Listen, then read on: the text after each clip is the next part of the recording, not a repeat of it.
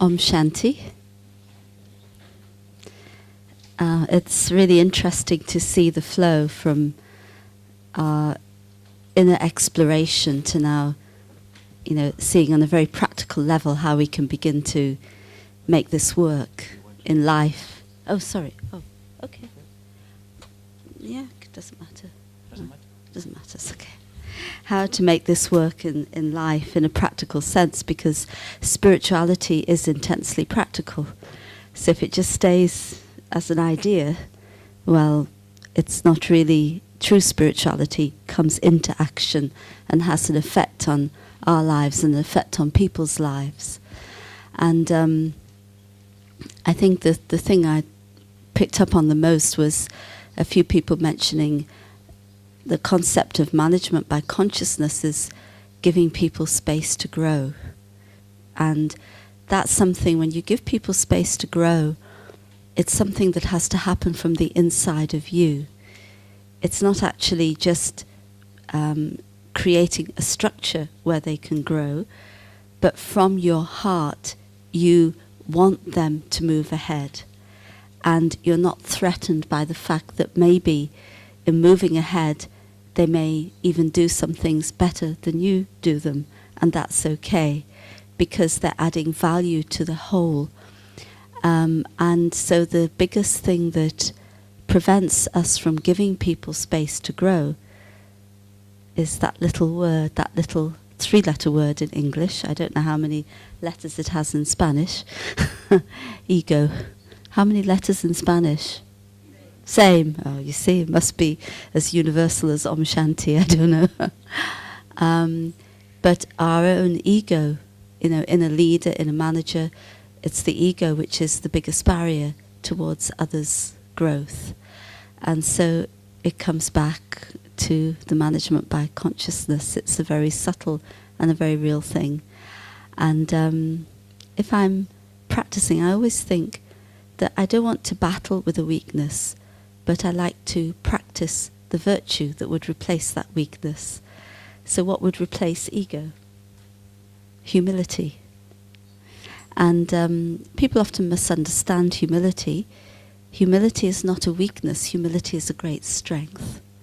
Humility is about having your own self-respect and dignity and giving respect to others, and not needing, as we've been talking about through the day and last day and a half, not needing to jump in and prove anything or fix anything, but being who you are. And so true humility is a great strength. And that's really, I feel, what can give others space to grow. I think actually you were talking about the swapping of departments and responsibilities. The founder, Brama Baba, did that. In the early days there was a community of about 400 who lived together, mostly women, but some brothers, some families. And one day, I think I'm not sure whether they were still in Karachi or they'd moved to Mount Abu by then, but they were quite a closed community at first, and then the expansion happened after partition, after the 50s, as people went out to establish centres. But one day, Brama Baba, the founder, said, okay, I want you all to hand in your keys and your responsibilities, and he swapped everybody around. And the treasury he gave to a young girl. And some people said, Baba, why are you doing that? She can't do that. And he said, well, you don't have faith, you have to have trust.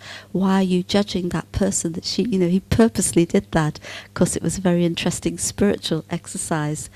And yes, everybody did very well. And it was a good lesson to everyone in humility. So I don't know if that can be implemented in a company, but when I heard that, it reminded me of that story. And just on the Just a Minute, we do have a website, just-a-minute.org, and there is a website in Spanish, and so you would find tools there for implementing this kind of thing on your computer. There's a couple of things you can download and methods, and there's 1-minute meditation commentaries which you can also download and you can listen to. So it's there, and so it would be really great. Actually, it's just so interesting. We're redoing the website only in English at the moment, and actually at this moment a meeting is happening in London about the website, and so I'm going to tell them that, well, just a minute was being talked about, but it would be really, if you do implement this, it would be great to know about it. Of course, you can let Miriam know, because we'll put that news on the website that these are the companies doing it. And, you know, it's great to make use of technology, because that's really a powerful tool through which these messages can spread, and a new consciousness and awareness can spread. So I'm sure you agree with me, we mustn't shun technology, but how we use it is the most important thing. If it overtakes our lives, then that's no good. But if we use it, especially if we use it to communicate something powerful and good, such as this, then that's a very powerful use of technology.